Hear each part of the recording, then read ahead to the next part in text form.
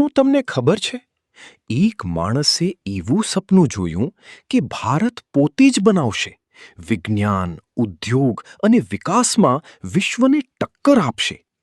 આ છે વાત જમશેદજી ટાટાની. શ્રી જમશેદજી ટાટા ભારતના મહાન ઉદ્યોગપતિ અને ટાટા સમૂહના સ્થાપક. તેમનો જન્મ થયો 3 માર્ચ 1839ના રોજ. પણ તેઓ માત્ર ઉદ્યોગપતિ નહોતા, તેઓ ભારતના ભવિષ્યના શિલ્પકાર હતા.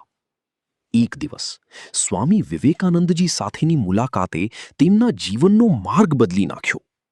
વિવેકાનંદજીએ કહ્યું, ભારતમાં જ સાધનો બનાવો, વિદેશ પર નિર્ભરતા છોડો.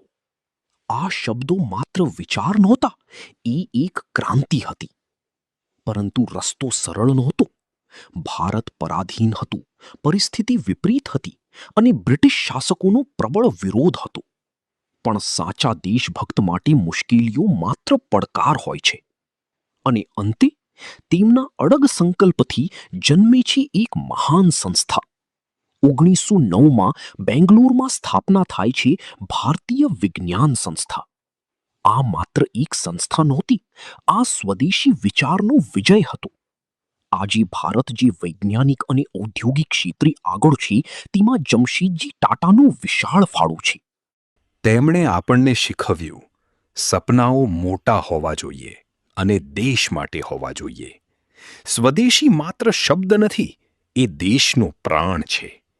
જો આપણે આપણા દેશના ઉત્પાદનોને અપનાવીએ તો ભારત વધુ શક્તિશાળી બની શકે છે. ચાલો સ્વદેશી અપનાવીએ અને આત્મનિર્ભર ભારત બનાવીએ. આ વિડિયો ગમ્યો હોય તો લાઇક કરજો, મિત્રોને શેર કરજો અને ચેનલને સબસ્ક્રાઇબ કરવાનું ભૂલશો નહીં.